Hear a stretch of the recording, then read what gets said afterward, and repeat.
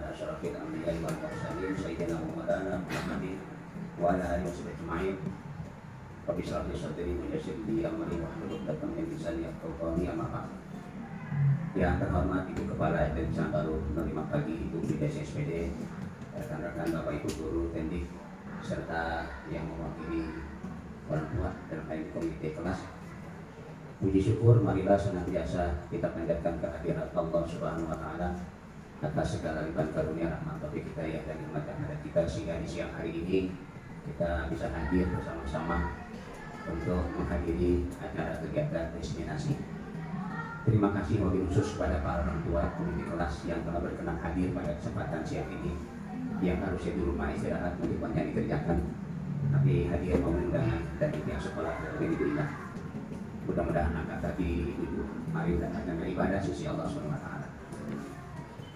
Hari ini acara kegiatan diseminasi dengan tema pemahaman dan pengalaman penerapan budaya positif. Kegiatan diseminasi ini dilakukan oleh Ibu Ida untuk hubungan aksi nyata yang menjadi bagian syarat untuk kegiatan calon guru penggerak. Mudah-mudahan acara hari ini lancar dari awal hingga akhir. Oleh karenanya mari kita awali dengan membaca suratul Fatihah. Semoga acara ini lancar dari awal hingga akhir. Al-Fatihah. A'udzubillahiminasyaitonirrajim. Bismillahirrahmanirrahim. Alhamdulillahirabbil alamin. Arrahmanirrahim. Maliki yaumiddin. Iyyaka na'budu wa iyyaka nasta'in. Ihdinas siratal mustaqim. Shiratal ladzina an'amta 'alaihim ghairil maghdubi 'alaihim waladdallin. Baik, menginjak pada acara selanjutnya, sambutan dari Ibu Kepala Sekolah. Kami persilakan kepada Ibu di depan Ibu sini.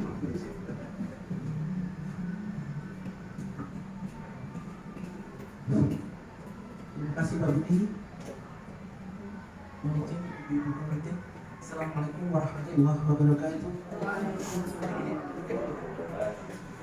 Alhamdulillahirabbil alamin wa bihi nasta'inu ala umuri dunya waddin. Wassalatu wassalamu ala asyrofil anbiya'i wal mursalin wa ala alihi washabihi ajmain. Amma ba'du. Yang saya hormati anggota komite SDN Pisangan Baru 05 Pagi, terima kasih atas kedatangannya. Yang saya banggakan Bapak Ibu guru peserta tendik, dan wabil khusus untuk Bu Indah yang mana pada siang hari ini akan melaksanakan diseminasi dengan pemahaman dan pengalaman penerapan budaya positif. Pertama-tama marilah kita panjatkan puji syukur kehadirat Allah Subhanahu wa taala yang mana pada siang hari ini kita diberikan kesehatan sehingga kita bisa menghadiri atau menyaksikan diseminasi yang akan dilaksanakan pada siang hari ini. Selawat serta salam tetap tercurahkan kepada junjungan kita Nabi besar Muhammad SAW, yang mana beliaulah yang menjadi suri tauladan kita semua. Mudah-mudahan kita semua istiqomah untuk mengikuti ajaran-ajarannya. Amin. Bapak Ibu beserta para komite, kenapa sih kok diseminasi ini harus disampaikan supaya kita semua mengerti setelah disampaikan oleh Bu Indah apa itu budaya positif. Mudah-mudahan apa yang disampaikan nanti kita semua bisa mengerti dan bisa memberikan contoh pada lingkungan kita, terutama anak didik kita, khususnya untuk Bapak dan Ibu guru. Namun walaupun di sekolah itu Bapak dan Ibu guru sudah memberikan arahan, bimbingan dan lain-lain, tetap harus ada dukungan dari Bapak dan Ibu. Mudah-mudahan perwakilan dari ibu-ibu komite ini bisa menyampaikan nantinya kepada anggota komite yang lain, sehingga komite yang lain juga bisa menyampaikan kepada ibu-ibu yang ada di kelas-kelas masing-masing. Prakata dari saya tidak panjang lebar karena waktunya juga singkat. Saya kembalikan ke Bu Indah. Mudah-mudahan dengan diseminasi ini kita semua tergerak bahwa budaya positif itu sangat penting bagi kita semua, terutama anak didik kita. Budaya positif macam-macam, dari akhlaknya. Kalau sudah membudaya, insya Allah tidak usah diingatkan. Tapi anak sudah sadar bahwa budaya positif itu harus kita pegang benar-benar. Misalnya datang ke sekolah nggak telat, dibangunkan oleh ibunya sudah langsung bangun. Itu salah satu budaya positif. Semua tingkah laku yang kita kerjakan kalau sudah budaya, insya Allah dengan sendirinya akan berjalan dengan baik. Nggak ada unsur keterpaksaan. Aku mau sekolah tapi kalau nggak dikasih ongkos nggak jalan. Tidak ada seperti itu. Anak dengan sendirinya sadar akan kewajibannya sebagai pelajar. Terima kasih. Kurang lebihnya saya mohon maaf. Wabillahi taufiq wal hidayah. Wassalamualaikum warahmatullahi wabarakatuh. Terima kasih Pak Kabit. Kita lanjutkan dengan acara utama kita, yaitu kegiatan diseminasi pemaparan yang akan disampaikan oleh Ibu Ulja. Kepada Ibu Ida kami persilakan. Terima kasih Pak Budi. Bismillahirrahmanirrahim. Assalamualaikum warahmatullahi wabarakatuh. Waalaikumsalam warahmatullahi wabarakatuh. Yang terhormat Ibu Kepala Sekolah SD Pasangan Baru nomor 5 Pagi, Bu Widiasi SPD. Yang saya hormati Ibu Bapak Guru SD Pasangan Baru 5 Pagi beserta rekan tendik. Yang saya hormati, saya cintai dan banggakan komite sekolah, komite kelas beserta jajarannya yang pada siang hari ini sudah menyempatkan waktunya untuk hadir pada acara kegiatan diseminasi budaya positif. Semoga langkah ibu-ibu semuanya senantiasa diberikan kemudahan, dijadikan amal ibadah, dan insya Allah diberikan kesehatan selalu. Amin ya rabbal alamin. Baik, pada siang hari ini dengan semangat sehat yang sudah Allah berikan kepada kita, mudah-mudahan kegiatan di siang hari ini semuanya sampai akhir berjalan dengan lancar, dan meskipun siang yang begitu panasnya hari ini tidak mengurangi semangat ibu bapak sekalian untuk mengikuti kegiatan diseminasi tentang pemahaman dan pengalaman penerapan budaya positif. Sebelum saya mulai, saya mau tanya dulu dengan ibu dan bapak sekalian, di atas mejanya masing-masing sudah tersedia permen tidak? Ada berapa permennya? Ada 2. Oh, ada 1. Oh, satu lagi di mana tuh? Masing-masing permennya coba ditunjukin 1 aja permennya. Coba tunjukin permennya 1. Coba Pak Budi mana? Oh, di belakangnya ada kata-katanya ya? Oh, baper Pak Budi. Nah, coba nih sebelum kita mulai diseminasi kita, ini berhubungan dengan paradigma baru. Andaikan misalnya permen yang ada di masing-masing tangan ibu bapak sekalian itu adalah sesuatu yang sangat berharga. Itu ada sesuatu yang sangat berharga. Sekarang coba dipikirkan di dalam pikiran kita, dalam hati kita, sesuatu yang berharga bagi kita itu apa? Dalam hati aja. Mas batangan kata Bu Widya. Bu Widya yang paling berharga mas batangan. Pak Budi apa Pak Budi yang berharga? Berlian, Pak Budi. Bu Wid mas batangan. Pak Budi, berlian. Pak Sari apa Sari? Kalau Pak Sari yang paling berharga buat Pak Sari? Istri di rumah. Istri di rumah. Oh, istri di rumah. Wanita. Oh, suami kalau wanita. Oke. Sesuatu yang berharga itu coba kita letakkan di telapak tangan kita, kemudian telapak tangan kita tutup erat-erat. Jadi permennya kita tutup pakai telapak tangan kita erat-erat. Karena itu sesuatu yang berharga untuk kita. Nah, coba samping kanan kirinya, coba Pak Sari kan tadi udah menutup erat-erat permennya, itu sesuatu yang berharga ya. Bu Anita juga sudah menutup erat-erat permennya, itu dianggap sesuatu yang berharga. Oke, Pak Sari sama Bu Anita, coba Bu Anita minta sesuatu yang berharga itu punya Pak Sari, coba minta yang tadi yang berharga menurut Pak Sari. Coba, tadi Pak Sari kan yang berharga istrinya, coba diminta. Gimana Pak Sari? Oh, nggak boleh. Gitu. Pak Budi coba, Pak Budi minta ke Bu Wid. Saya mah berlian nggak apa-apa Bu. Gimana? Berat gitu. Jadi nggak dikasih nih. Biarpun Bu Wid yang ngerayu-ngerayu gitu. Enggak. Oh gitu. Oke. Jadi sesuatu yang berharga itu kita kalau mau ngasih ke orang atau orang minta dari kita itu pasti kita pikir-pikir panjang ya Bapak Ibu ya, gitu kan. Kita nggak mau istilahnya memberikan begitu saja karena itu tadi sesuatu yang berharga buat kita, gitu. Nah, kenapa kita punya pikiran seperti itu? Punya pikiran nggak mau kasih sesuatu yang berharga kepada orang lain karena pikiran itu tumbuhnya bukan dari eksternal, bukan dari orang lain, tapi dari dalam diri kita. Karena diri kita meyakini ini yang saya genggam ini adalah sesuatu yang berharga buat saya. Jadi orang lain itu mau minta seperti apapun caranya, mau merayu-merayu, mau dikasih suruh tukeran atau bagaimana, tetap kita mempertahankan apa yang kita yakini, ya kan? Tidak akan pernah saya berikan kepada siapapun karena ini sangat berharga untuk saya, gitu. Oke? Nah itu ya. Nah terus bagaimana, apa sih hubungannya dengan budaya positif? Next, Kacit.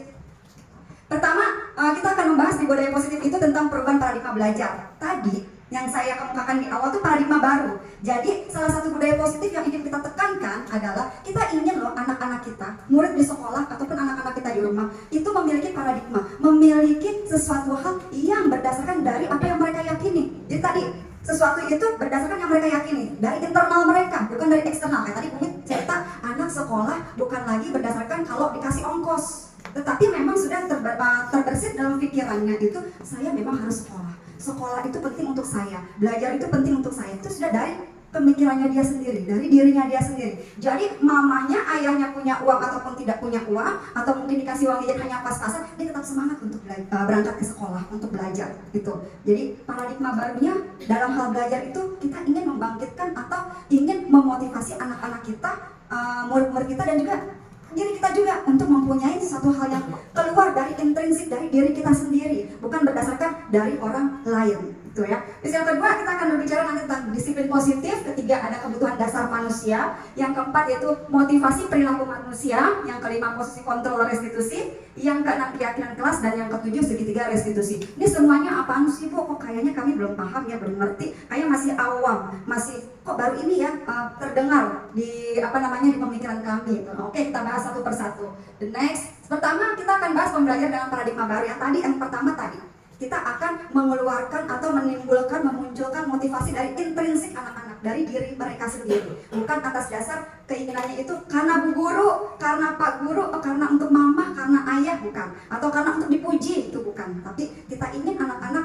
melakukan hal tersebut, mereka yakin itu baik dan mereka mengeluarkan itu dari intrinsik, dari dirinya sendiri gitu. Nah kemudian paradigma baru yang satunya apa? Yaitu dilakukan berdasarkan prinsip pembelajaran yang berdiferensiasi, sehingga setiap siswa belajar sesuai dengan kebutuhan dari tahap perkembangannya untuk mewujudkan profil pelajar Pancasila. Jadi pada kurikulum Merdeka pada saat ini kita belajar tentang pembelajaran yang berdiferensiasi. Apa sih Bu pembelajaran berdiferensiasi? Jadi pembelajaran berdiferensiasi itu bukan pembelajaran yang guru itu harus menyiapkan semua perangkat pembelajaran, misalnya 30 siswa di kelas, ya 30 siswa perangkat, tidak gitu. Tetapi guru berusaha untuk memenuhi dari ke-32 siswanya itu sesuai dengan kebutuhan mereka. Mereka kebutuhannya apa?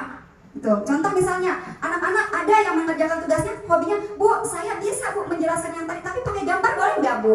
Nah, karena dia bisanya pahamnya dengan gambar untuk menjelaskannya. Nah, kita pahami, oh dia berarti sukanya di situ. Oh oke, silakan. Bu, boleh nggak saya menjelaskan itu dengan presentasi? Bu, boleh nggak saya menjelaskan itu? Saya bikin video, terus saya unggah di sosial media. Bu, boleh nggak saya bikin tugas itu dengan cara saya bikin mind map atau peta pikiran? Nah, jadi kita mencoba sebagai seorang guru dan sebagai orang tua memenuhi kebutuhan anak-anak sesuai dengan potensinya, minatnya, bakatnya, potensinya. Itu. Jadi tidak kita kungkung harus seperti ini, tidak. Gitu. Jadi kan namanya berdiferensiasi, bukan kita Utari menyiapkan anak muridnya 28 di kelas, ya 28 jenis asesmen. Ada yang pilihan ganda, suka pilihan ganda, ada yang suka esai, tidak seperti itu. Tetapi mencoba merangkul semua setiap kebutuhan anak-anak gitu. Nah, kemudian disiplin positif. Apa arti disiplin? Dalam budaya kita makna kata disiplin yaitu sesuatu yang dilakukan seseorang pada orang lain untuk mendapatkan kepatuhan. Kita cenderung menghubungkan kata disiplin dengan ketidaknyamanan. Biasanya kalau kita disuruh disiplin pasti awalnya kurang nyaman, nggak enak, nggak suka gitu. Jadi dalam budaya kita disiplin itu cenderungnya dihubungkan dengan kata ketidaknyamanan.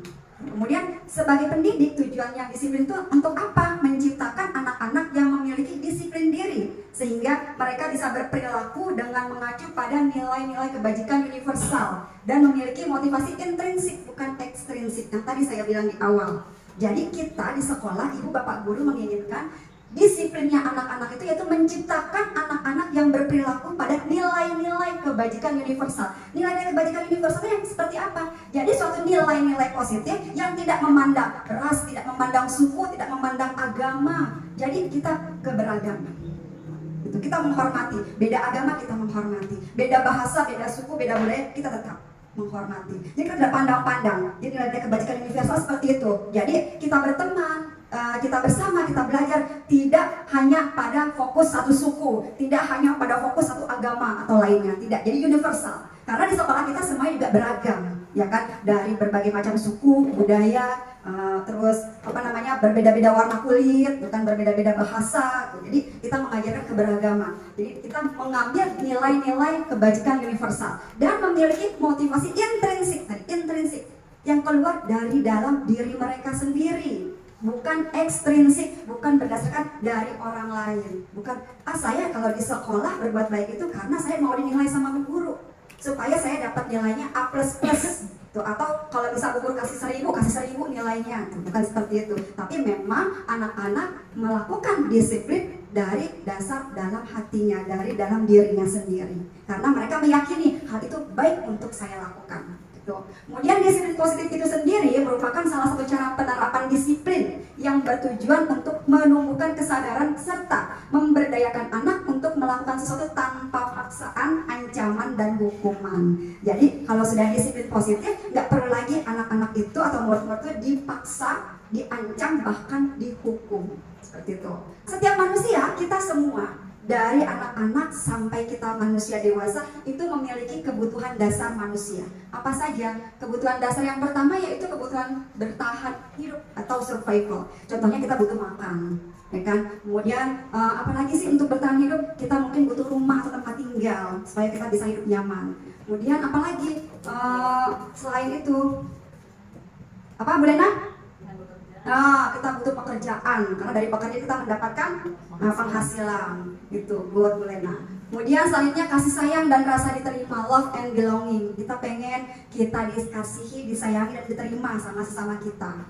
Kemudian penguasaan atau power, ya. Selanjutnya kebebasan atau freedom dan kesenangan. Kesenangan ini fun, ya. Kebebasan atau freedom. Kebebasan ini kebebasan yang bagaimana, Bu? Apakah bebas-bebasnya hura-hura itu? Tidak. Jadi kebebasan ini adalah kebebasan yang positif, gitu. Kemudian kesenangan juga sama, kesenangan yang positif, ya.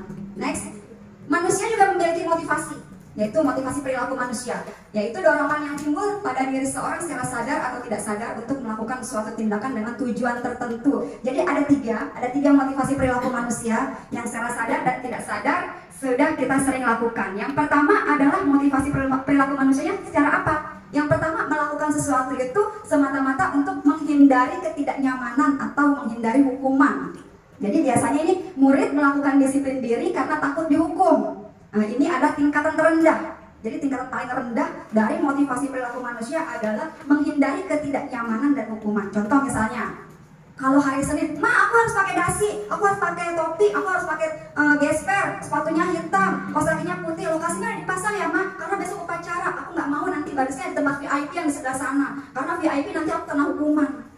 Nah, itu berarti untuk menghindari ketidaknyamanan dan hukuman. Tetapi kalau misalnya dari intrinsik, dari dasar dirinya dia sendiri, dia sudah paham, oh iya, sekolah sudah punya peraturan, sudah ada kesepakatan yang dibuat. Apa yang harus saya lakukan? Oh iya, kesepakatannya bahwasanya setiap hari Senin itu ada kegiatan upacara, dan kegiatan upacara itu saya harus seperti apa? Harus bagaimana? Oh iya, jadi semuanya dia sudah mulai berpikir sendiri dari dalam dirinya. Tidak ada lagi dia untuk melakukan sesuatu disiplin itu hanya karena menghindari hukuman. Seperti itu. Yang kedua, untuk mendapatkan imbalan atau penghargaan dari orang lain. Aku kalau misalnya pakai semua atributnya lengkap, biasanya nanti aku kalau istirahat dikasih uang 2.000 sama Bu Anita buat jajan. Jadi aku besok tolong ya Maya, semuanya disiapin Aku dari malam tuh udah disiapin, Mama siapin ya tolong ya Maya. Tapi kalau misalnya kita mau anak-anak kita supaya muncul dari intrinsiknya, kita tidak mengikuti seperti itu. Oh ya, kita mau yang siapin deh nih, udah disiapin tuh di atas kasur. Tidak, tetapi ayo mari sama-sama yuk.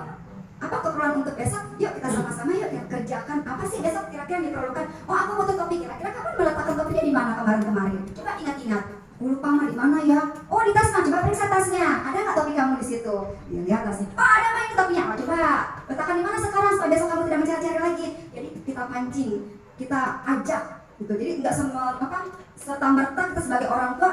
Ya udah nak, nih udah mama siapin semuanya. Tidak seperti itu. Nah, disiapin semuanya sama orang tua, anak besok melakukan budaya positif, tapi berdasarkan hanya untuk mendapatkan imbalan atau penghargaan. Dan itu kalau seperti itu akan terus melekat di dalam dirinya itu hanya dalam waktu jangka pendek, nggak sampai seterusnya. Itu. Jadi kekurangannya di situ. Ya, jadi murid melakukan disiplin karena ia menginginkan imbalan.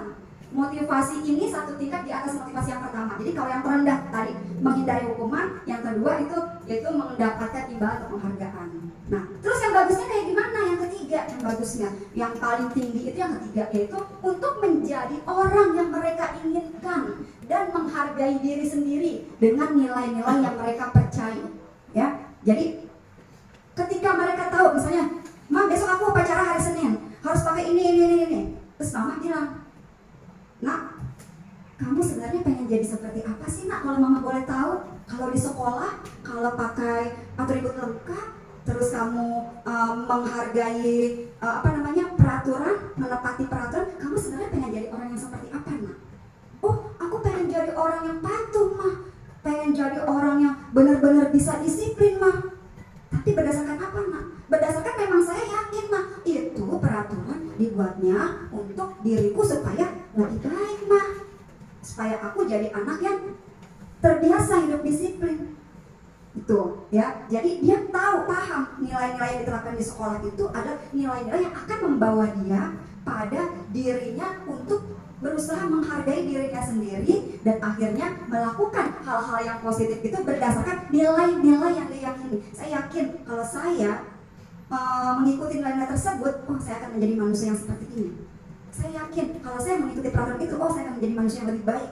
Jadi dia yakin dengan nilai tersebut, oh kalau saya begini, berarti saya akan menjadi seperti orang yang begini nih. Oh kalau saya begitu, wah saya nanti bisa berhak, berarti saya nanti menjadi orang yang tidak patuh nih, saya nggak mau. Gitu. Jadi dia menghargai dirinya dia sendiri. Ya, itu yang paling tingkatan tertinggi. Kemudian konsep disiplin dengan identitas gagal. Jadi disiplin itu ada gagalnya. Kapan dinyatakan gagal? Ketika mama, bapak, ibu, guru semuanya melakukan disiplin dengan yang pertama, dengan hukuman. Tuh, karena kenapa sih hukuman itu? Karena hukuman yang pertama menyakitkan secara fisik dan juga verbal. Tuh. Kemudian yang kedua, dari hukuman tersebut jadi murid merasa takut. Kemudian yang ketiga, hukuman itu sifatnya memaksa. Tuh. Kemudian yang selanjutnya, akhirnya dari hukuman itu murid jadinya berusaha menyembunyikan kesalahan-kesalahan yang dia buat, nggak mau jujur, nggak mau sportif. Jadi dia berusaha, dia salah tapi dia nggak mau mengakui kesalahannya. Berusaha untuk apa? Untuk aku diam-diam aja, padahal aku nggak pakai gesper, tapi aku diam-diam aja, aku tutupin nih, aku keluarin sedikit bajunya supaya nggak kelihatan. Itu akibat dari hukuman. Kemudian murid menjadi rendah diri, bukan percaya diri. Ketika dia sana baris, Nak, di ruang di barisan VIP, kumpul di sebelah sana. Karena dia mendapatkan hukuman itu, terus, "Nak, karena kamu udah nggak pakai atribut lengkap, itu ya, Nak, coba tolong lihat ke sekeliling halaman, coba ada nggak sampahnya, coba diambil sampahnya, dipungut, dibuang tempat sampah." Temannya lihat dari kelas, itu tuh yang dihukum sama bu guru, pak guru tuh. Jadi dia jadi rendah diri. Itu kalau kita memberikan hukuman. Kemudian penghargaan juga tidak selalu efektif. Ya, karena dengan penghargaan jangka waktunya untuk menjadikan anak itu menjadi disiplin tidak jangka waktu yang panjang, tapi jangka waktu yang pendek. Kemudian merusak hubungan, jadi ada kecemburuan sosial. Nah, Pak Sari ngasih permennya ke dia melulu, mentang-mentang dia selalu bagus. Saya nggak pernah tuh, padahal kemarin saya jawab soal, Pak Sari nggak pernah kasih jempol ke saya. Pak Sari nggak pernah bilang saya hebat, yang gitu dia melulu. Jadi penghargaan itu tidak selalu serta-merta memberikan motivasi yang bagus untuk anak-anak kita. Jadi ada juga bisa merusak hubungan, bisa menjadikan kecemburuan sosial. Kemudian mematikan kreativitas. Jadi ketika misalnya kita kasih penghargaan, jadi anak-anak itu pola berpikirnya nggak kreatif lagi. Jadi udah saya buat seperti ini, kayak begini, udah condong untuk saya dapat nilai bagus. Condong saya untuk dapat dipuji sama Pak Sari. Condong saya untuk bisa dikatakan baik di kelas. Gitu. Nah, kemudian menghukum dengan sistem ranking. Kenapa sih sekarang ibu dan bapak guru di rapor tidak menyertakan ranking? Karena kami menyadari bahwasanya anak-anak kita semuanya unik. The unique human, kan, manusia yang unik, yang spesial. Semua punya keistimewaannya masing-masing. Jadi kami sudah tidak lagi memberikan ranking pada rapor. Karena apa? Mereka semua punya kelebihannya di bidangnya masing-masing. Gitu. Ada anak-anak yang mungkin matematikanya bagus, tetapi mungkin di olahraganya tidak terlalu bagus. Tapi ada anak-anak yang di esensialnya tidak bagus, tapi di olahraganya dia bagus. Jadi mereka istimewa. Jadi kami tidak lagi memberikan ranking karena semua anak-anak punya bakat, punya potensi dengan kelebihan diri mereka masing-masing. Sehingga kami di sekolah, ibu bapak guru yang mengasah di sekolah dibantu dengan mama dan ayah di rumah untuk mengembangkan semua potensi anak-anak kita. Sehingga tidak ada lagi ketika nanti pembagian rapor kasak-kusuk mama dan ayah WA ke gurunya, Pak Budi, kira-kira anak saya ranking berapa sih untuk pelajaran ini? Tuh, karena semua anak-anak kita istimewa, punya kelebihan kurangnya masing-masing, gitu ya. Kemudian merampas hak menghargai dirinya. Jadi secara tidak langsung kita sudah merampas hak untuk mereka menghargai dirinya sendiri. Selanjutnya yaitu kalau tadi yang identitasnya gagal, sekarang dengan identitas sukses, di mana supaya disiplin kita bisa berjalan lancar dikatakan sukses. Yang pertama dengan cara konsekuensi, gitu ya. Nah, konsekuensi ini sifatnya penguatan jangka pendek, kemudian perlu monitoring berkelanjutan. Stimulus respon. Jadi kalau konsekuensi itu harus terus distimulus baru anaknya merespon. Kalau nggak ada stimulus dari kita, dari orang tua, dari bapak ibu guru, nggak ada respon dari anak-anaknya. Itu. Murid-murid menghormati peraturan, kehilangan waktu untuk mengurangi kesalahan ini untuk konsekuensi. Terus bagaimana dengan restitusi? Yang dianjurkan adalah kedua ini untuk identitas melaksanakan disiplin supaya sukses. Tapi di antara konsekuensi dan restitusi yang paling bagus yang mana? Yang paling bagus itu restitusi. Dengan kita menerapkan restitusi pada konsep disiplin, nah restitusi ini murid menjadi bertanggung jawab atas perilakunya. Nah, kemudian fokus pada pemecahan masalah jangka panjang. Terus murid menghormati dirinya dan juga orang lain. Dan teori kontrol, jadi dirinya yang memegang kontrol, bukan orang lain. Kemudian yang terakhir, murid bersemangat memperbaiki kesalahan. Jadi untuk restitusi, kalau restitusi ini kita bukan dari kita, bukan dari bapak ibu guru yang memberikan hukuman, tidak. Tetapi kita sifatnya lebih berdiskusi dengan anak. Nah, tadi sepertinya Bu Indah lihat kamu berdiri di barisan VIP ya, kenapa? Boleh nggak Indah tahu? Iya Bu, tadi aku nggak pakai lokasi karena lupa, belum dipasang, belum dicek sama mama lokasinya. Oh, kira-kira kenapa sih kok belum bisa dipasang lokasinya? Apa tuh alasannya? Jadi lebih berdiskusi. Pasti kamu punya alasan ya, kamu belum bisa pasang lokasinya. Kenapa? Iya, karena mama sakit. Terus kemarin juga mama sibuk kerja, jadi belum sempat nih ke penjahit. Oh begitu ya. Terus bicara lagi, kira-kira kalau misalnya kamu seperti ini terus, nyaman nggak sih nak kalau ke sekolah terus kamu harus baris terus di barisan VIP? Enggak Miss, aku malu. Oh gitu. Kira-kira apa nih selanjutnya yang bisa kamu lakukan untuk memperbaiki hal ini? Apa ya Miss? Coba yuk kita diskusi nih. Apa nih untuk selanjutnya supaya kamu nggak lagi berdiri di sana? Mungkin nanti pulang sekolah aku bilang sama mama kali ya Miss ya. Oke, kamu berarti minta bantuan mama ya? Iya. Kamu bilangnya gimana sama mama? Ma, aku tadi dikasih hukuman lagi karena aku belum pasang lokasi aku. Mama bisa nggak bantu aku untuk pasangin lokasi aku? Terus gimana? Terus nanti mama akan cari jalan keluar. Kalau mama bisa jahit sendiri, mama mungkin akan jahitkan Miss. Tapi kalau mama repot, mungkin nanti akan ke tukang jahit Miss. Oh oke kalau gitu. Kira-kira butuh berapa lama nih untuk seperti itu? Karena Senin depan kita pacaran lagi loh Miss. Jadi dia sendiri nih, Miss, saya pastikan Miss, Senin depan saya sudah ready semuanya atributnya.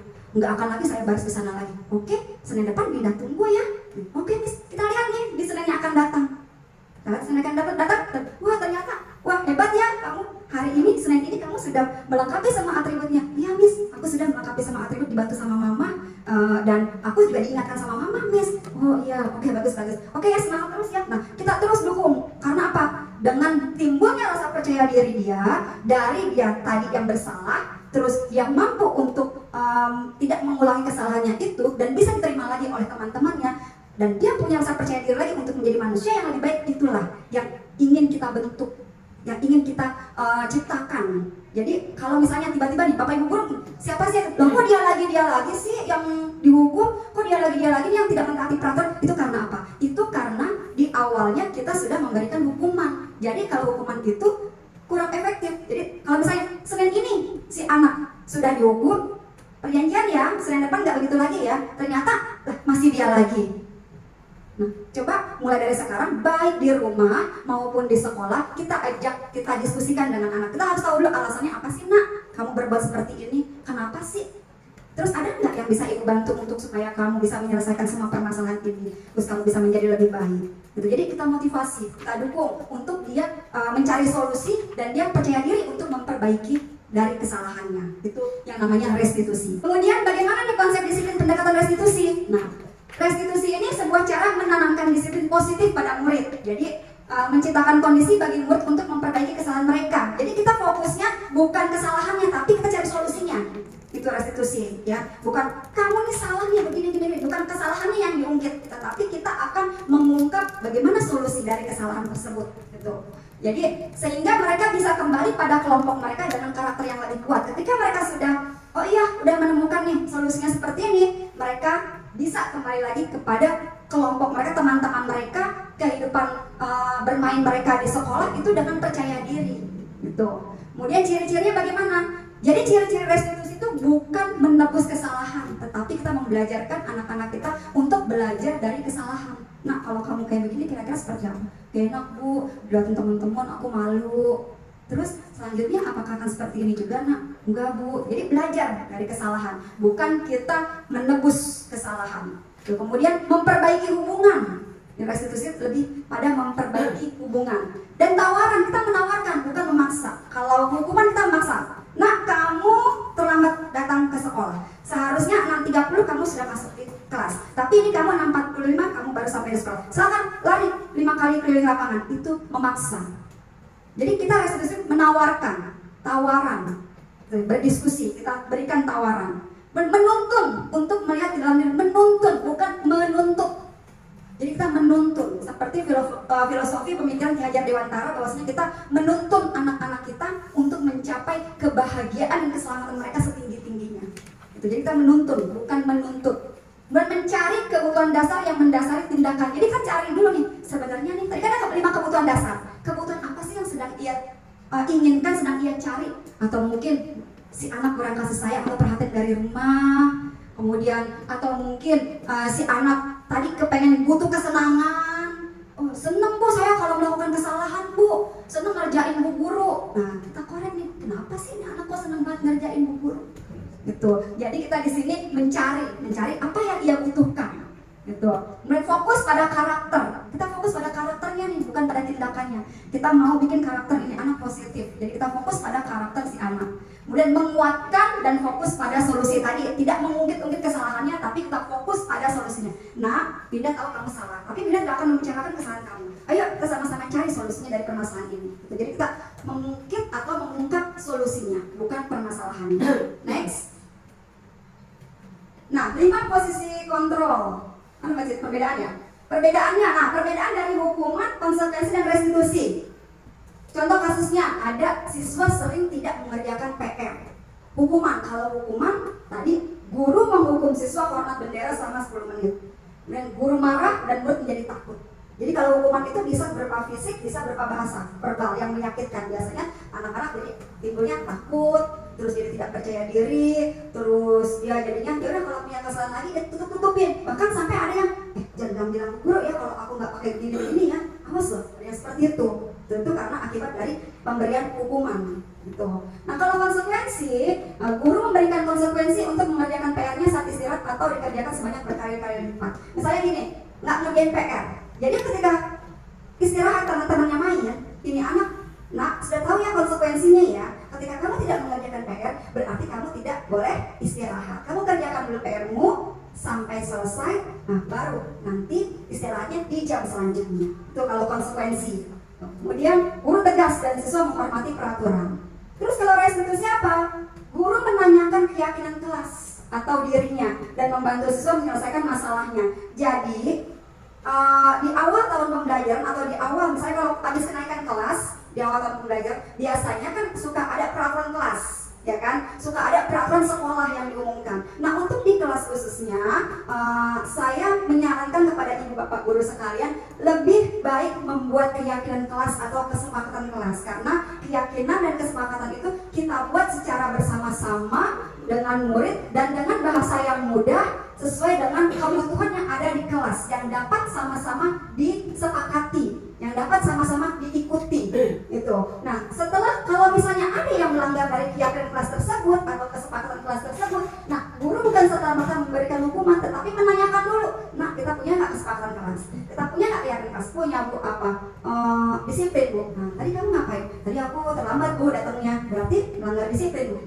Bagus nggak nak kalau kayak begitu? Enggak bu, kita udah bikin kan ya keyakinan kelas kita. Iya bu, kenapa kamu langgar nak? Habis kesiangan sih bu. Jadi kita selalu arahnya itu diskusi dengan anak, gitu kan? Bukan pada diskusinya fokus pada kesalahannya, tapi diskusinya untuk mencari solusinya, seperti itu. Nah kemudian guru terbuka dan siswa menghormati dirinya dan juga orang lain. Jadi guru dan anak terbuka, guru dan siswa menjadi terbuka sehingga siswa mampu menghormati dirinya sendiri dan juga menghormati orang lain. Itu perbedaannya antara hukuman, konsekuensi, dan juga restitusi. Kemudian kita di sini sebagai guru dan juga orang tua memiliki 5 posisi kontrol restitusi. Yang pertama yaitu sebagai penghukum, yang kedua sebagai pembuat rasa bersalah, yang ketiga sebagai teman, yang keempat sebagai pemantau, dan yang terakhir sebagai manajer. Ya, nah kelima posisi kontrol ini semuanya rata-rata secara sadar dan tidak sadar kita sudah lakukan. Gitu. Tapi kita nggak paham nih, sebenarnya saya sudah di posisi mana ya? Apakah saya di posisi manajer, apakah di pemantau, apakah di teman, atau pembuat rasa bersalah, atau penghukum?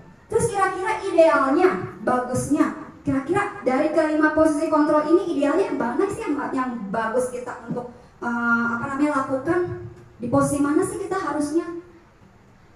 Yang idealnya menurut penerapan segitiga restitusi, posisi kontrol kita adalah di pemantau dan juga manajer. Kenapa? Karena perhatikan, penghukum yaitu seseorang penghukum bisa menggunakan hukuman fisik maupun verbal. Jadi kalau penghukum itu yang dilakukan bisa hukumannya fisik dan juga verbal yang tadi mengakibatkan si anak menjadi takut. Gitu. Kemudian yang kedua, pembuat rasa bersalah. Pembuat rasa bersalah ini biasanya guru akan bersuara lebih lembut. Gini kalau pembuat rasa bersalah. Nak, kamu kenapa sih? Suka banget deh bikin masalah. Kasihan ya sama bu guru. Iya, bu guru sering ditegur sama ibu kepala sekolah. Bu guru diomongin sama bu guru-guru yang lain. Ya Allah nak, tolong dong. Jangan kayak gitu lagi. Kasihan dong sama bu guru nak. Itu pembuat rasa bersalah. Jadi kita seperti suara lembut, seperti menghibah dan membuat hatinya si anak itu merasa, ya Allah, aku udah bikin kecewa bu guru, bikin kayak begini bu guru. Jadi itu pembuat rasa bersalah. Nah kemudian posisi teman. Posisi teman ini yang biasanya secara tidak sengaja nih sering banget kita lakukan. Memang bagus, tetapi jangan juga kita serta-merta seperti tidak memiliki wibawa atau seperti tidak lagi disegani oleh anak-anak atau murid-murid kita. Jadi udah kelewatan gitu, posisi temannya udah anggapnya udah Pak Guru sama Guru bersama aja sama kita. Enggak seperti itu juga gitu. Jadi posisi teman ini boleh kita lakukan, tetapi ada tempat-tempatnya, ada waktu-waktunya yang harus kita mainkan posisi teman ini. Nah posisi teman ini, guru pada posisi ini tidak akan menyakiti murid. Jadi sebagai teman dia tidak akan menyakiti murid. Kemudian akan tetapi tetap berupaya mengontrol murid melalui persuasi, jadi berbicara secara persuasi. Tuh. Tapi karena takutnya kalau kelamaan kita pakai posisi teman, lama-lama anak-anak itu jadi PW, posisi wenak tentu kan sama kita. Nah tadi akhirnya timbul kesan seorang mama, seorang ayah atau orang tua atau ibu bapak guru menjadi terlihat tidak atau kurang berwibawa di mata murid atau di mata anak. Nah kemudian monitor atau memantau. Monitor ini berarti mengawasi. Mengawasi itu bukan berarti kita kemana anak pergi kita awasi. Anak ke kamar mandi, saking nih guru takutnya nyontek kali ini anak di kamar mandi, diikutin sampai ke kamar mandi. Enggak gitu juga. Sebagai orang tua juga, anak saya main kemana nih? Kemarin saya habis dipanggil sama gurunya karena ada permasalahan. Main kemana? Diikutin kemana? Tidak seperti itu. Jadi memantaunya itu dengan cara yang halus, dengan cara yang leluasa, betul ya. Kemudian manajer. Nah, manajer ini respon yang menunjukkan tanggung jawab guru dalam posisi terakhir. Manajer adalah posisi mentor di mana guru berbuat sesuatu bersama dengan murid, mempersilahkan murid mempertanggungjawabkan perilakunya, mendukung murid agar dapat menemukan solusi atas permasalahannya sendiri. Jadi di sini memang pada umumnya kata-kata yang digunakan ke guru, tetapi secara tidak langsung mama dan ayah di rumah sebagai orang tua juga dapat menempatkan diri mama dan ayah pada posisi kontrol ini, yaitu pada posisi monitor atau pemantau dan juga manajer. Itu. Next, lanjut.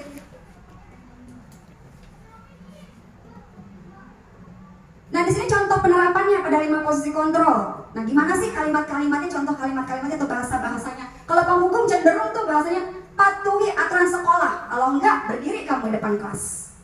Itu jadi yang menghukum bukannya lebih menyakiti secara fisik maupun secara verbal atau bahasa. Kemudian pembuat rasa bersalah tadi yang seperti saya katakan. Nih, berapa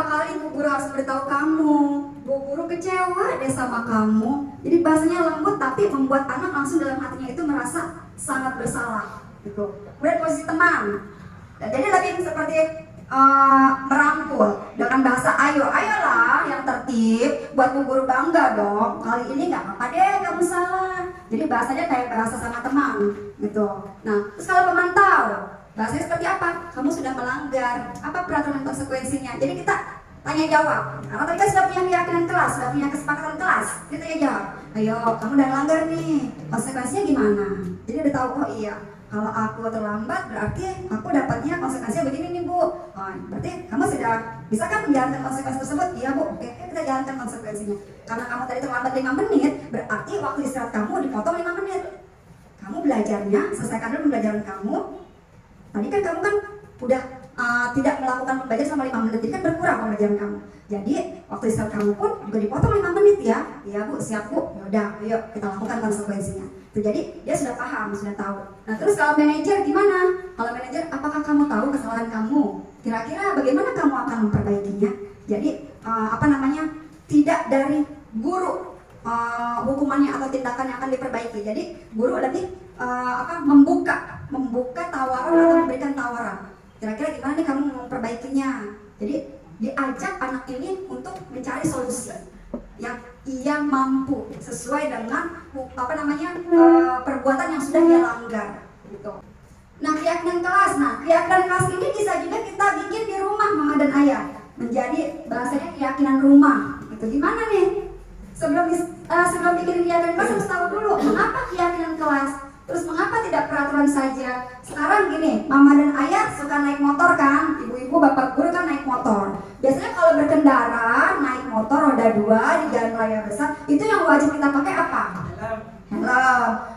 Kita yakin kalau pakai helm itu kenapa sih kita tuh disuruh pakai helm? Yakinnya tuh kenapa? Kenapa? Orang cuma ke pasar NGO aja deket, kenapa sih harus pakai helm? Nggak usah lah Bu. Kenapa sih?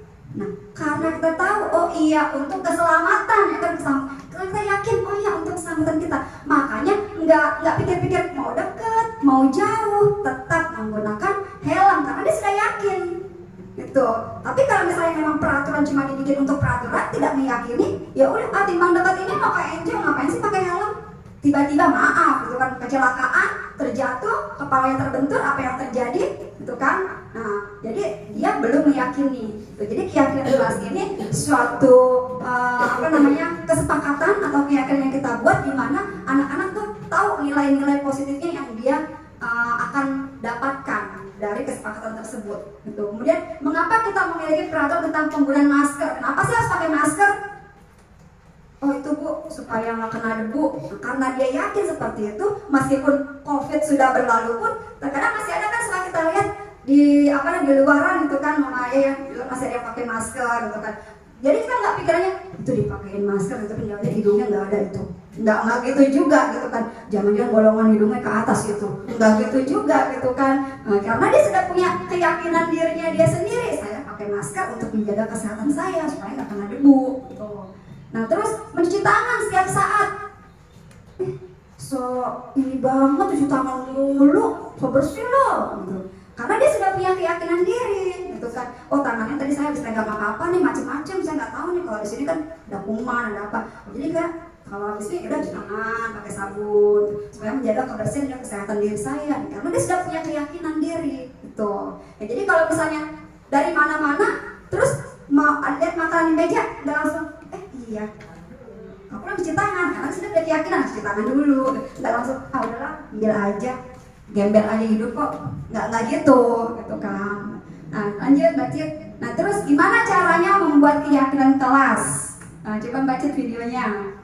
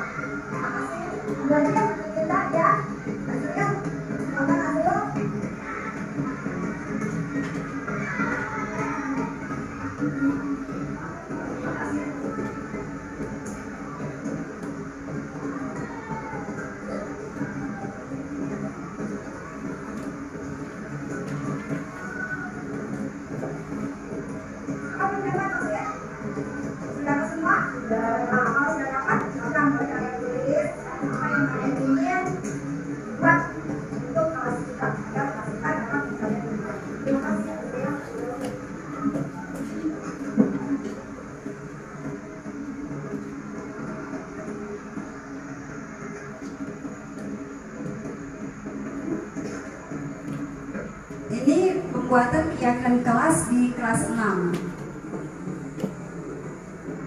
Jadi pertama-tama itu kita membagikan post-it atau kalau misalnya kita tidak punya post-it, kita boleh pakai kertas lembar. Itu dibagikan pada anak-anak, di mana di dalam kertas lembar itu atau di post-it itu anak-anak menuliskan apa sih keadaan kelas yang mereka inginkan supaya kelasnya itu nyaman, aman, asyik.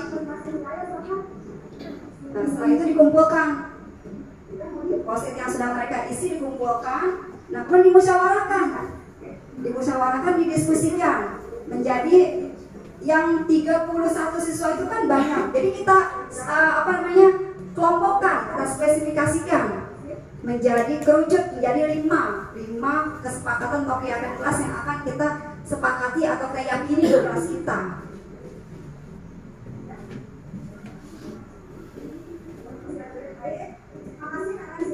Mengisi post-it apa yang sudah kita berikan, kita akan rangkum dari beberapa post-it yang sudah kalian tulis di sini, kita akan rangkum mana yang akan kita lakukan bersama dalam kesempatan kita supaya kita dapat clear, dapat nyaman, dapat aman, dan dapat mencapai tujuan yang baik bagi kita.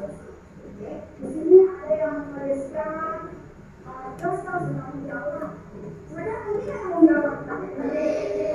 Tanyakan pada anak-anak setiap perilaku yang mereka ajukan, ditanyakan penting nggak buat kita, penting nggak untuk kelas kita, seberapa penting untuk kelas kita, seberapa penting untuk kita lakukan. Aku nggak mau di kelasnya ada bullying, baik secara perkataan maupun berbahasa. Nggak mau di kelas ada bullying. Ada bullying. Bullying itu apa sih? Bullying itu apa sih? Mengejek itu adalah bullying dalam hal saya sih kan pukul tindakan kekerasan itu sudah fisik ya, terus ada lagi yang mengatakan aku maunya di kelas itu kita harus menghormati yang satu. Jadi keyakinan kelas ini dibuat bukan dari bu guru mau begini, enggak. Jadi anak-anak yang punya ide-ide sendiri. Oh, aku pengennya kelasnya disiplin bu, aku pengennya kelasnya semua bertanggung jawab bu, aku pengennya di kelas gak ada bullying bu. Jadi dari anak-anak. Jadi bukan dari kita pribadi, dari gurunya. Bisa agak dipercepat Mbak Cid, mulai sudah ada kelas disiplin. Tapi kalau disiplin itu menyangkut segala disiplin. Jadi disiplin itu berarti semuanya. Harus disiplin waktu, pasti nggak boleh terlambat, gitu kan. Kemudian berarti istirahat kalau sudah waktunya masuk ya harus masuk. Gitu. Disiplin mengerjakan tugas.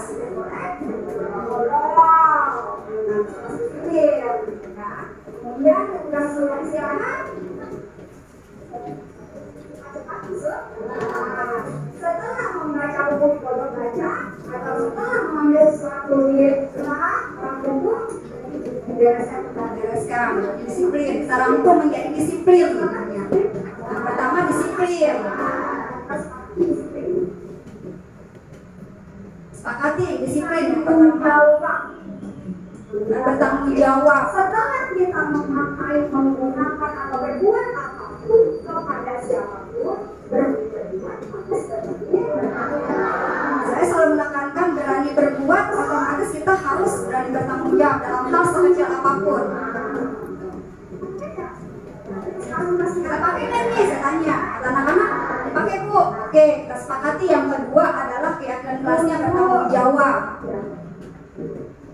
Ketika kita ngobrol sama teman, ketika kita bercanda sama teman, ketika kita menyampaikan sesuatu sama bunda, semua berkata tidak boleh dilebih-lebihkan dan tidak menyampaikan pesan dari kita kepada orang tua juga harus pas. Tidak ada yang lebih dan tidak ada yang Jujur, jujur.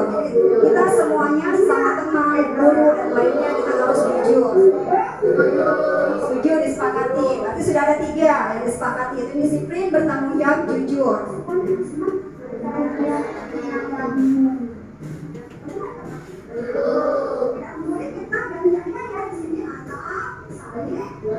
Saling menyayangi. yang keempat kita buat saling menyayangi. Kita nggak boleh ngomong kasar sama teman. Lagi yang aneh-aneh ke teman, ya. Terus kita nggak boleh, ya. Mengumpul teman, apa?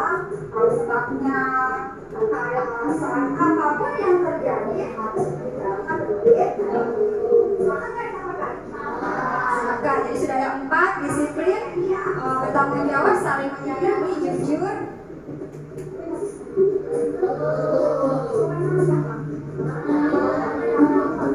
semuanya ya, sama guru, sama bedanya, sama semuanya, sama guru, baik guru, baik sekolah. Terus kalau tidak ada tamu, ada orang tua kalian berkunjung kan, ke sekolah, kamu dari mana bu? Terus ya, sama kelas, sama Pak Haris dari penjaga sekolah, sama ibu kakek. Jadi kita harus menjaga kita bukan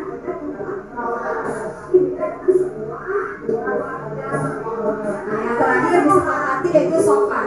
Jadi setelah itu semuanya udah ada kesepakatan di rapat, sudah selesai, dituliskan. Boleh di itu aja di lembar kesepakatan ditetapkan. sepakat ya, Kita tuliskan di balon-balon yang sudah saya siapkan itu supaya menarik. Saya tempatkan di tempat yang gampang dilihat. Di dekat papan tulis, di dekat pintu masuk. Jadi setiap mereka masuk dari luar, mereka selalu melihat, oh kesepakatan kelas kami. Jadi mereka selalu ingat dan berusaha untuk meyakini hal itu dan melakukannya. Jadi untuk membuat keyakinan kelas seperti itu. Oke, Najib, enough, cukup. Nah, ini keyakinan kelas pada kelas 6. Gitu. Jadi bedanya dengan peraturan, jikalau peraturan biasanya sudah ada print out, ya kan, sudah ada printnya, kita bagikan kepada orang tua pada awal tahun pembelajaran, ya kan. Kemudian Bapak Ibu, ayo silakan diperhatikan nih peraturan kelas atau peraturan sekolah yang sudah ditetapkan. Jadi hanya sepihak, tidak ada musyawarah kebersamaan, sehingga ketika peraturan itu sudah dibuat terkadang banyak yang lalai, banyak yang menganggap sepele atau menganggap hal itu ya udahlah seperti itu karena mereka tidak dilibatkan untuk membuatnya gitu. Tetapi untuk keyakinan kelas ini melibatkan semuanya, melibatkan murid, melibatkan guru, melibatkan semuanya gitu. Jadi ketika murid kita libatkan, ayo nak kita bikin yuk kesepakatan kelas, kita bikin keyakinan kelas. Oh sudah ada tadi disiplin, tanggung jawab, jujur, saling menyayangi, sopan. Ketika mereka misalnya habis ngambil buku di pojok baca, nggak dikembalikan lagi, mereka udah apa kesepakatan yang kita buat nak? Tanggung jawab bu, mana tanggung jawabnya? Oh iya bu, lupa, bentar ya bu. Dia langsung ambil bukunya, langsung diletakkan kembali. Gitu. Jadi dia sudah paham. Ada nggak kesepakatan kelas yang sudah dilanggar? Ada bu, apa? Itu bu, saya nggak tanggung jawab bu, itu bu, saya nggak disiplin bu. Jadi dia sudah paham. Karena apa? Dia merasa dilibatkan, merasa diikutkan. Sehingga ketika dia terlibat, ketika dia ikut, pas dia melanggar, dia merasa malu. Kan saya yang buat, saya kemarin ikutan sama Bu Indah bikinnya. Kok aku juga melanggar sih? Malu, aku rasanya dia malu ketika mereka melanggar gitu. Nah, jadi lebih efektif kita membuat keyakinan kelas karena keyakinan kelas itu ada nilai-nilai kebajikan universal yang terkandung dalamnya yang mereka yakini bahwasanya itu positif untuk mereka lakukan dan akhirnya timbul dari intrinsik dari dirinya mereka sendiri untuk terus melakukan hal-hal yang positif sampai menjadi budaya gitu. Nah, di sini tadi awalnya keyakinan kelas itu harusnya seperti apa? Nah, jadi lebih abstrak dari peraturan. Jadi kalau keyakinan itu lebih abstrak, lebih luas daripada peraturan. Dan berupa pernyataan universal disiplin. Jadi disiplin itu bukan hanya disiplin dalam hal seragam, tapi semuanya universal. Disiplin waktu, disiplin kamu mengerjakan tugas, disiplin kamu dalam belajar, semuanya itu sifatnya. Kemudian dibuat dalam bentuk positif. Upayakan keyakinan kelas itu tidak ada kata-kata tidak boleh terlambat. Jangan membuang sampah sebab tidak. Jadi usahakan hindari kata tidak, kata jangan. Gitu. Jadi kata-kata yang positif, bentuk positif. Disiplin. Oh berarti kalau disiplin, oh iya. Dia tahu. Ya udah nggak boleh terlambat. Tapi ditulis di situnya jangan jangan terlambat, tidak seperti itu tulisnya, gitu. Ya, karena nanti apa kalau tulis jangan terlambat, yang dilihat apa boleh nah? Nah, kalau misalnya jangan terlambat, yang dilihat apa? Yang dilihat jangannya, jangannya doang, jangan terlambat, udah jadinya terlambat. Gitu. Bisa datang ke sekolah tepat waktu, tetapi untuk keyakinan kelas supaya gampang diingat, mudah mereka ingat dengan kalimat yang simple, gitu. Kemudian sedikit saja, sedikit aja yang simple aja agar mudah diingat, disiplin, tanggung jawab, gitu kan. Nggak boleh bohong ya, nggak boleh ngada-ngada ya, nggak boleh ngomong yang ini ya, nggak sesuai ya, gitu kan. Berarti jujur. Nah, sesuai dengan kondisi kelas dan sekolah agar diterapkan sesuai dengan kondisi kelasnya. Nggak usah yang muluk-muluk. Ingin kelasnya menjadi kelas yang merdeka. Merdekanya kayak gimana tuh? Tahu deh merdekanya kayak gimana. Gitu. Jadi nggak paham anaknya. Gitu. Jadi sesuaikan dengan kondisi kelasnya. Kemudian yang terakhir, semua warga kelas atau sekolah dilibatkan. Jadi semua murid atau peserta didik atau anak-anak dilibatkan dalam membuat. Ini juga bisa kita lakukan di rumah, mama dan ayah ya. Bisa kita coba. Kok nih anak nih kalau habis makan main geletak aja. Ini gimana sih nih supaya dia nggak punya pikiran kayak gitu. Apalagi kakaknya udah gede, udah SMA kayak begitu juga. Buru-buru bantuin mamanya tuh bersihin kamarnya sendiri. Bersihin kamarnya aja nggak pernah. Gimana ya supaya tuh anaknya tanggung jawab. Nah, buat keyakinan mamanya, bukan keyakinan kelas, tapi keyakinan rumah atau keyakinan kamar atau keyakinan apa gitu. Nah, ajarnya anak-anak, kakak, adik, mama, ayah. Tapi ya itu, mama, ayah juga harus disiplin. Jangan kan mama, kan ayah, kalau ayah gak apa-apa. Nanti jadi anaknya ikut-ikutan ya, mama aja boleh kayak begitu, masa aku nggak boleh? Jadi semuanya harus sama-sama gitu. Jadi guru, orang tua itu sebagai panutan, sebagai teladan, contoh awal terlebih dahulu dari anak-anaknya. Nah, kemudian dalam penerapan masalah, kalau tadi untuk supaya budaya positif itu berjalan. Nah, setiap kegiatan itu pasti kan ada masalah, nggak mungkin nggak ada masalah. Nah, dalam penanganan masalah itu kita sebaiknya menggunakan segitiga restitusi. Apa itu?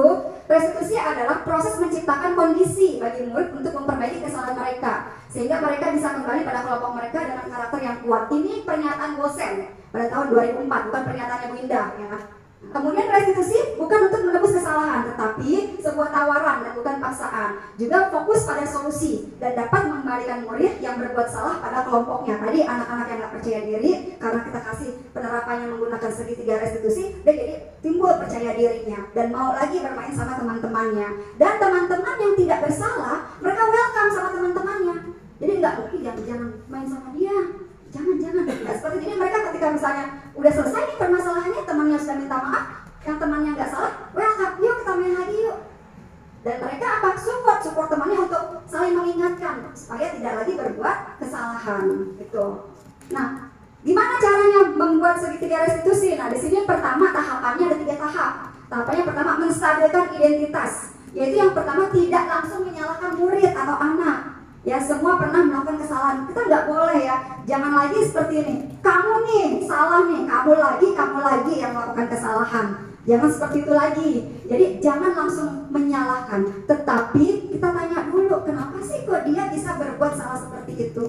Dan kita tidak munafik, karena setiap manusia tidak ada yang sempurna. Bapak ibu guru, orang tua pun pernah melakukan kesalahan. Jadi kalau saya pengalaman sama anak kelas 6 itu, kalau ada anak yang salah, sering saya juga bilang begini sama mereka, sama Binda juga dulu waktu sekolah kayak kamu tuh, Binda juga pernah kok berbuat salah, pernah. Binda juga ngerasa nggak pernah bikin PR tuh pernah, tapi rasanya tuh nggak enak loh, terus kayaknya sedih banget loh, terus malu gitu. Akhirnya Binda ini deh berpikir lagi, terus memperbaiki kesalahan Binda.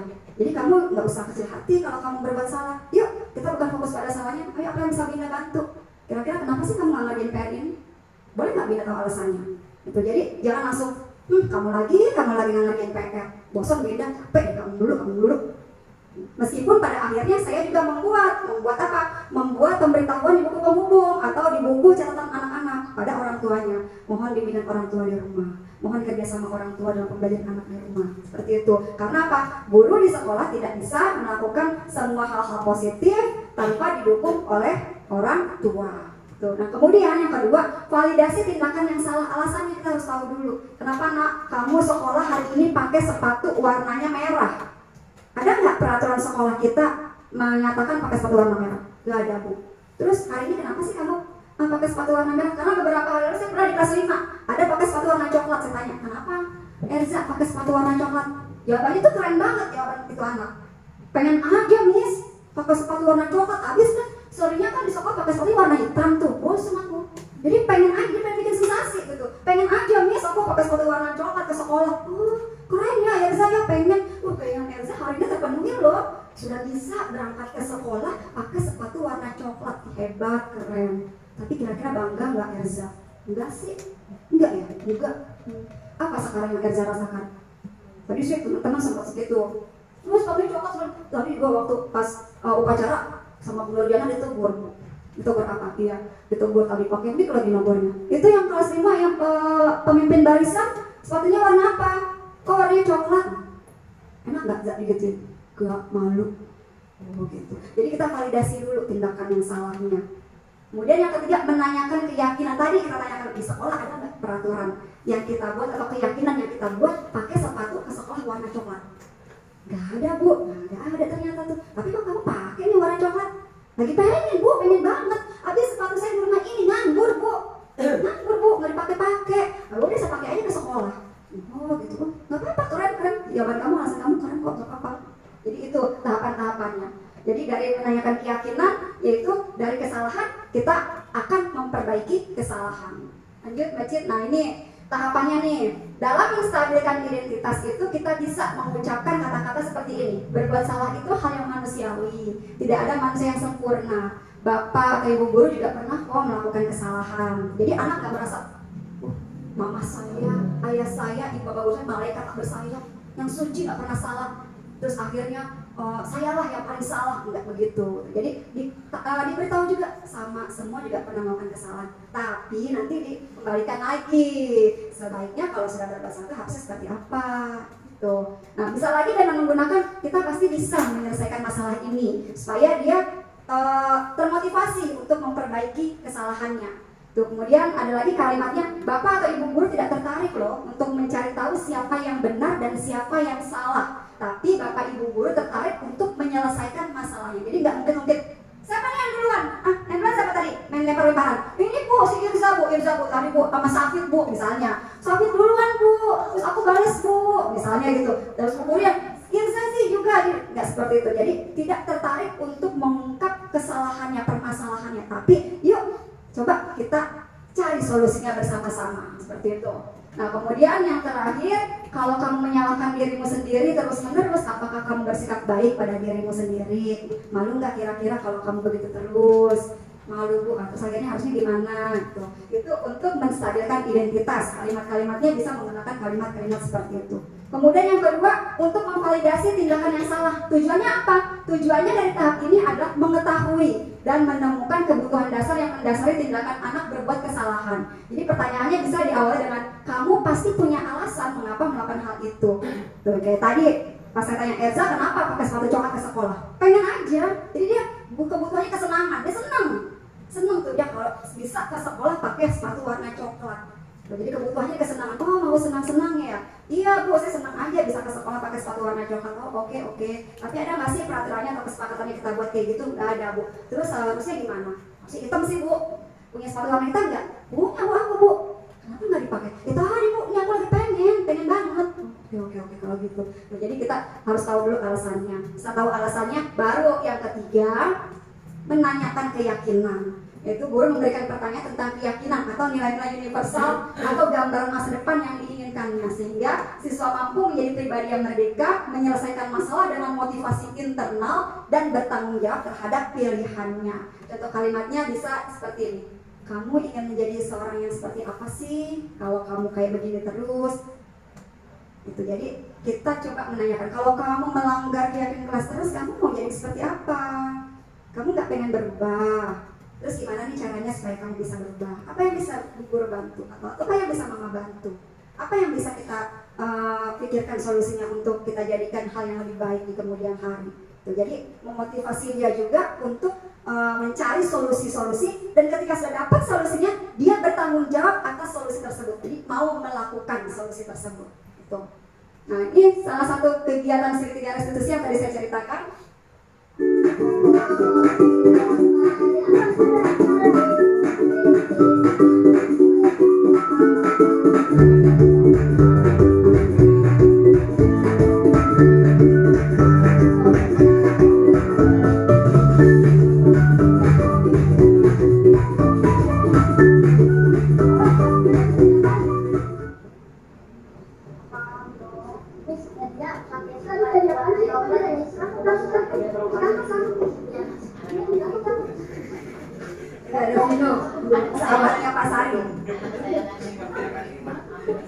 kelas 5.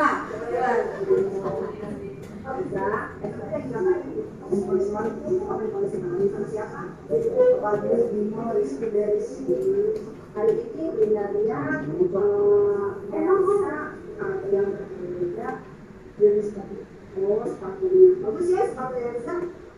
Kenapa ini berbeda? Oh, lebih pengen pakai sepatu ini. Tapi Bina mau tanya sama Elsa. Di sekolah kita kesepakatan sekolah atau peraturan sekolah ada nggak yang menuliskan di situ pakai sepatunya harus yang ada warna coklatnya?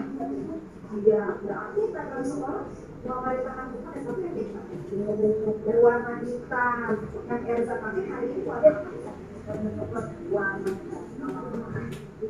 Dengan percaya dirinya kan dia menjawab pertanyaan-pertanyaan.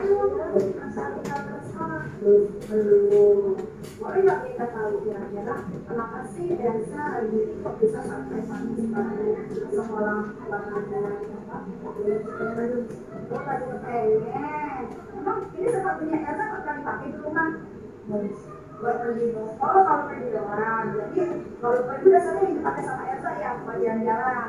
Nah, pengen banget nih sekolah pakai warna coklat gitu ya. Padahal di sekolah nggak ada aturannya ya. Di sekolah nggak boleh pakai sepatu.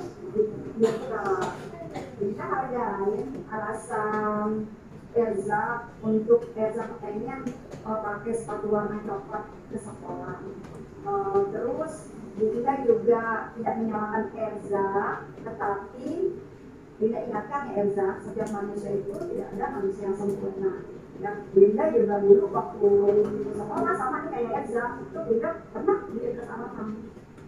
Tapi kembali lagi, Linda menyadari kesalahan tersebut dan Linda tidak mengulangi. Nah, Elsa juga nih ya. Hari ini Elsa sudah lalai. Kira-kira nih untuk selanjutnya nih Elsa, biar Elsa tidak kayak gini nih, biar Elsa tanggung jawab Elsa menjadi lebih baik lagi. Kira-kira untuk kedepannya Elsa tetap tidak pernah. Terima kasih sepatukan ke sekolah. Terus jangan lupa, jangan lupa lagi nih antara sepatu hitamnya dengan sepatu coklatnya di rumah. Di rumah sepatunya saya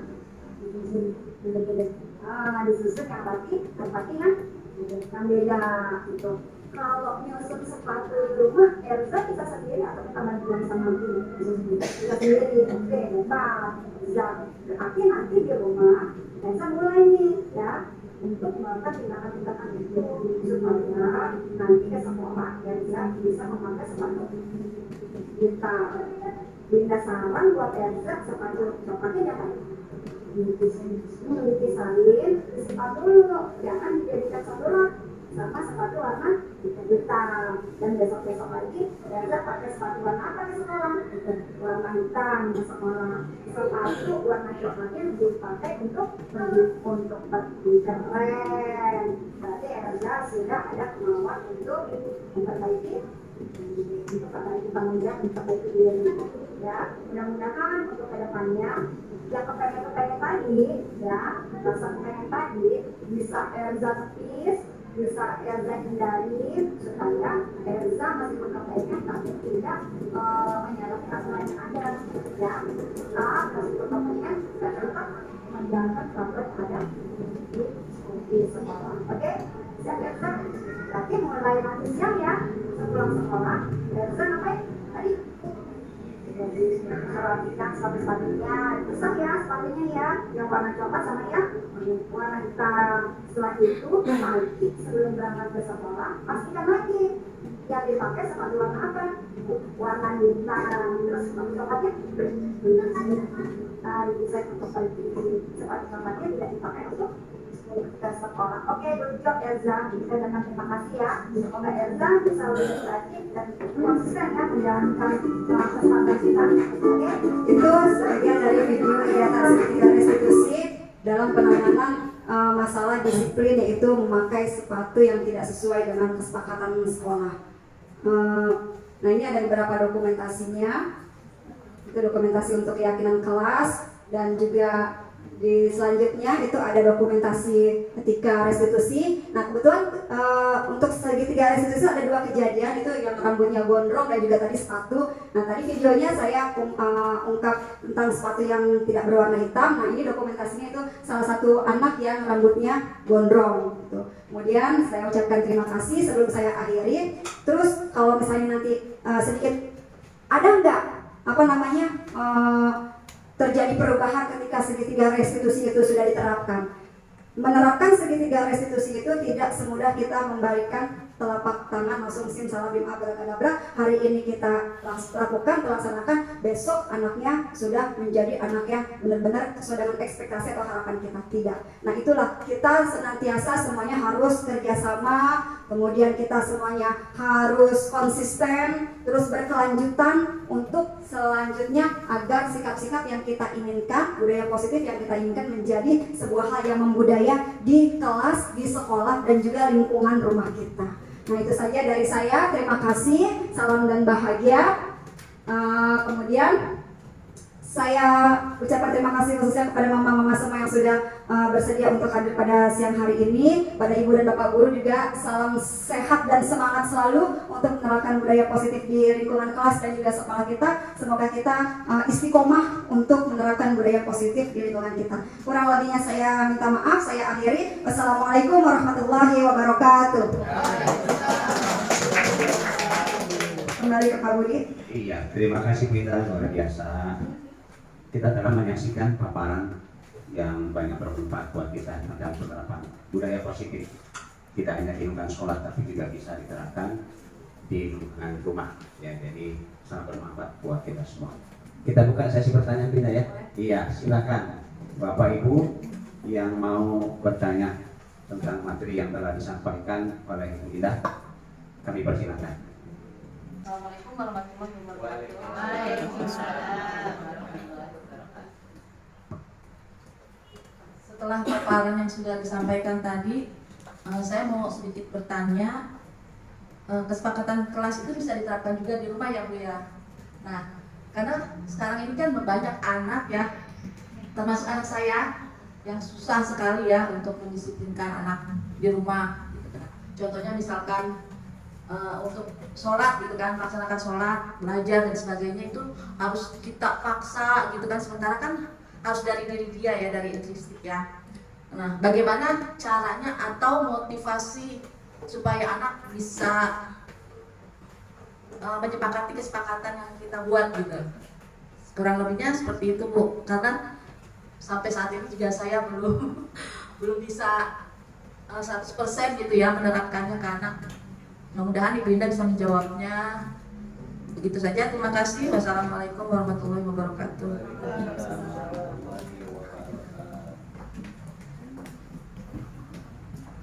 Terima kasih Bu Lena untuk pertanyaannya. Kita saling sharing aja ya, sama-sama belajar di sini. Sama kayaknya masalahnya kalau anak-anak mah nggak jauh dari harus diingatkan begitu terus ya. Itulah kita orang tua, mudah-mudahan apa yang kita lakukan kebaikan untuk anak-anak kita dan menjadikan amal ibadah kita. Tadi yang saya sudah sedikit utarakan, kita ini sebagai guru, sebagai orang tua, kita adalah panutan, kita adalah teladan, kita adalah contoh. Gitu. Ketika kita menginginkan anak-anak kita, gitu kan, murid-murid kita berbuat misalnya harus sholat semuanya tepat waktu. Gitu. Nah, sebelum kita menyarankan atau memerintahkan anak-anak kita untuk seperti itu, ya sebaiknya kitanya terlebih dahulu sebagai orang tua, sebagai contoh mereka, kitanya terlebih dahulu yang mencontohkan. Nah, sambil kita, misalnya pas lagi di rumah nih boleh, sambil kita mau berangkat ngambil air wudhu ke kamar mandi, gitu kan, sambil ayo, tuh udah dengar belum, sambil kita ajak gitu, udah dengar belum itu apa tuh yang didengar itu azan mah, tuh. Waktunya apa, zuhur, nah ayo bareng-bareng yuk, mama juga mau nih, kayaknya kalau bareng-bareng enak deh, yuk bareng-bareng yuk gitu. Memang awalnya itu mungkin anak-anak merasa terpaksa gitu kan, ya apaan sih mah, lagi enak nonton, lagi enak main game gitu kan, lagi mabar nih mah, lagi FF gitu kan. Nah, tapi dari keterpaksaan itu mudah-mudahan konsisten, tadi yang saya bilang konsisten terus berkelanjutan kita pun juga nggak capek jadi contoh gitu kan buat anak-anak kita, insya Allah gitu kan. Selain kita contoh dan juga doa-doa kita yang kita langitkan kepada Allah gitu kan, mudah-mudahan anak kita itu nanti melihat, oh iya mama aku, ayah aku seperti itu, masa sih aku enggak, aku juga mau gitu. Meskipun saya ada sedikit cerita dibilang lucu, nggak lucu, dibilang saya mau bikin saya nangis, sempat nangis gitu. Anak saya paling besar SMA, waktu itu masih kelas 3 SMP. Saya bilang, Kak itu udah dengar apa belum gitu, azan, asar, udah handphone tuh bisa nanti lagi, sekarang sholat dulu tuh waktunya nanti habis gitu. Pada awalnya tuh dia merasa, ya itu tadi, apaan sih bunda, ntar dulu kek, masih jam segini, ntar juga aku sholat, emang aku pernah nggak sholat gitu.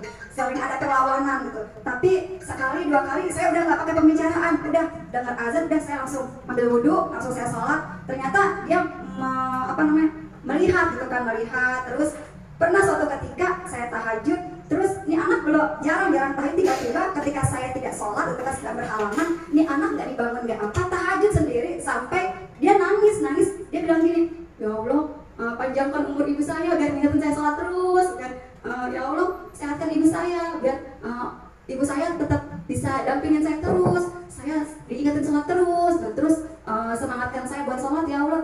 Itu secara nggak langsung itu tidur tapi tidur ayam gitu kan, nggak terasa tuh air mata netes gitu kan.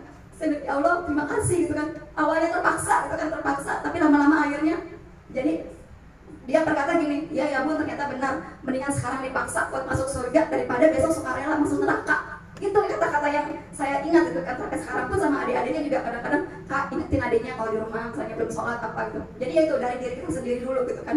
Bapak ibu guru juga istilahnya semangat gitu kan, harus semangat gitu, jangan putus asa, ya dia lagi bunda, harus ingatin lagi, ya memang itulah sebagian dari pekerjaan kita gitu kan, untuk terus diingatkan lagi supaya itu tadi kan konsisten itu kan bukan cuma hari ini gitu kan, terus konsisten itu setiap saat, setiap waktu, setiap hari sampai alhamdulillah mudah-mudahan hal yang kita inginkan itu menjadi budaya seperti itu Bu Lena. Ya mudah-mudahan perjuangan kita gitu Bu Lena ya, insya Allah mudah-mudahan Allah kabulkan, cepat atau lambat kita memiliki anak-anak, murid-murid yang sesuai dengan impian dan harapan kita ke depannya gitu. Itu aja Bu Lena dari saya. Mungkin ada Pak Budi yang mau ditambahkan?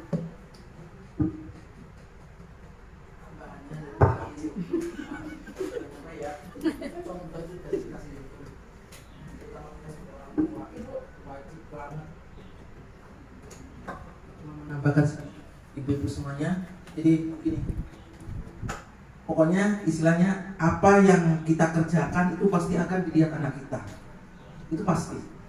Apalagi masalah sholat, wajib hukumnya. Sebisa mungkin dalam rumah itu sekali 5 waktu ada sholat jamaah gitu. Kalau bapaknya belum pulang ya ibunya, tapi kalau ada laki-lakinya ya anaknya, tapi kalau anaknya belum bisa terutama yang perempuan. Benar nggak Pak Sali? Ya itu, karena emang kalau masalah sholat itu adalah benar-benar harus ditegakkan dari kita sendiri. Ya mungkin ada orang tua yang lupa, tapi insya Allah dengan adanya pertemuan ini akan membangkitkan kita semua sadar bahwa itu penting buat anak-anak kita, karena anak-anak kita adalah aset kita nanti. Dialah nanti yang akan memberikan pertanggungjawaban kita. Kalau toh nanti umpamanya kalau anak kita nggak diajak, dia akan protes, ibu-ibu semuanya. Jadi akan protes, aku nggak diajari sama ibuku. Jadi orang tua terutama ibu adalah pendidikan yang pertama dan utama untuk anak-anak kita. Itu saja. Terima kasih. Iya. Terima kasih Ibu Wit dan juga Bu Lena atas pertanyaannya. Barangkali cukup mudah ya. Ada sore ya? Ada lagi? Yang terakhir kita refleksi Pak Budi. Nah refleksi itu adalah kita merenung, kita coba introspeksi diri sejauh mana pada diri kita masing-masing sudah menerapkan budaya positif. Jangan kita membayangkan budaya positif yang paling tertinggi dulu, hal-hal yang kecil dulu dari awal, dari diri kita, dari lingkungan terkecil kita, apa yang sudah kita usahakan, sudah kita upayakan dan sudah menjadi suatu yang positif di lingkungan kita. Terus semoga nanti bisa menjadi konsisten dan juga berkelanjutan. Dan saya minta di sini coba kita sharing bareng tentang refleksi Pak Budi, refleksi dari apa yang tadi sudah saya paparkan dari awal sampai akhir, dari mama dan mama semua atau bapak ibu guru salah satunya untuk memberikan refleksinya. Silakan atau memberikan tanggapan tentang materi diseminasi ini. Bu Fitri atau Bu Jana, Mas Ari, silakan Mas Ari.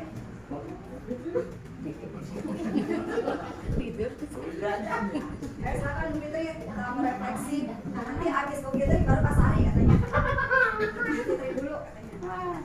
Silakan kita merefleksi. Pak Sari mau duluan yang tua? Baik, terima kasih atas kesempatan yang diberikan oleh Bu Ida. Mungkin saya juga kaget ya tiba-tiba saya dipanggil. Oh, ditunjuk gitu ya Pak ya. Mungkin refleksi dari materi yang telah dipaparkan oleh Bu Ida. Memang pada dasarnya ketika kita ingin membuka budaya positif itu harus dimulai dari diri kita sendiri. Karena apa? Patokan orang lain untuk mengikuti kita adalah diri kita. Contoh tadi kan ada ya seperti Bu Lena, gimana sih caranya untuk anak itu untuk tertib sholat? Yaitu dari diri kita sendiri. Dan mudah-mudahan ketika kita konsisten dengan apa yang telah nilai-nilai positif yang ada di diri kita secara tidak langsung, mungkin banyak orang lain yang akan mengikutinya. Dan ini juga budaya positif ini juga tadi telah dijelaskan oleh Bu Ida, tidak hanya dilakukan di sekolah, tetapi kita dapat di rumah, karena madrasah pertama anak-anak itu adalah di rumah. Jadi kita di sekolah itu hanya beberapa jam saja Bapak dan Ibu. Ketika kita membentuk anak disiplin positifnya itu sudah bagus di sekolah, tapi ketika di rumahnya itu tidak diterapkan. Jadi mungkin menurut saya itu butuh butuh perjuangan keras untuk yang ada di sekolah. Ya, mungkin itu saja dari saya. Nah, untuk itu harus ada kolaborasi antara orang tua dan pihak sekolah untuk menciptakan budaya positif yang diinginkan. Mungkin dari saya itu aja. Terima kasih. Iya, benar banget itu kata Bu Fitri ya, Mama semuanya. Jadi bukan tanggung jawab serta-merta, bukan tanggung jawab full 100% sekolah. Tidak, kita tadi harus kolaborasi. Ketika sekolah sudah mengupayakan seperti ini, yuk kita sama-sama di rumah pun kita upayakan. Ketika di sekolah sudah biasa sholat duha ya Pak Budi ya, sholat duha, dan tadarus. Nah, Sabtu Minggu itu kan libur di rumah. Nah, upayakan Sabtunya juga jangan libur juga sholatnya gitu. Nah, upayakan juga gimana nih mamanya, ayahnya di rumah. Misalnya ayahnya kerja ya mamanya nih, yuk coba sholat duha juga yuk. Ya 2 rakaat aja insya Allah cukup gitu kan. Tapi kalau misalnya itu sudah terus dilakukan sampai mereka dewasa pun, mau sesempit apapun waktunya, sesibuk apapun mereka, mau jadi apapun mereka, insya Allah itu akan menjadi sebuah hal-hal yang positif yang akan terus mereka lakukan gitu. Jadi ingat, sekolah bukan tempat 100% untuk pembentukan karakter, tapi kita bekerja sama bersama-sama untuk membentuk karakter anak-anak kita menjadi lebih baik lagi. Semoga mama-mama yang hadir di sini bisa berbagi info, berbagi informasi dan berbagi pengetahuan kepada mama-mama yang lainnya di kelas, supaya juga kita sama-sama yuk dari SD Pisangan Baru 05 ini meningkatkan budaya positif sekolah kita, bukan hanya di sekolah tapi juga di rumah. Gitu. Semangat ya mama semuanya dan bapak ibu guru semuanya. Ayo coba tepuk semangat.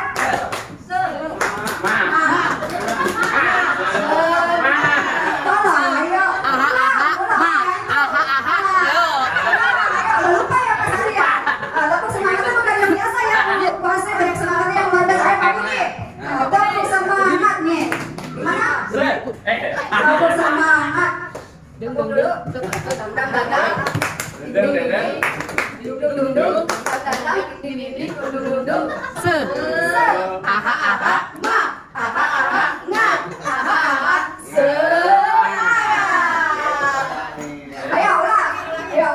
Berdiri pindah. Semangat. Dang. Ding. Duduk.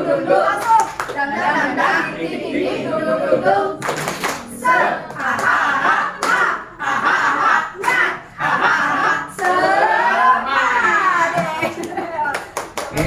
Kita berikan terus semangat dulu sama Pak Bina dong.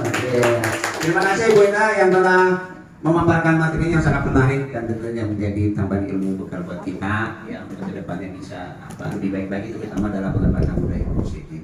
Dan ini merupakan bagian tugas beliau dalam kegiatan Jalan Guru Penggerak. Kita doakan mudah-mudahan berhasil, sukses, sehat selalu, kuat ya sampai akhirnya meraih kesuksesan ya. Cukup sekian, kita tutup dengan keberatan majelis. Subhanallahumma wa bihamdika asyhadu an la ilaha illa anta astaghfiruka wa atubu ilaik. Assalamualaikum warahmatullahi wabarakatuh.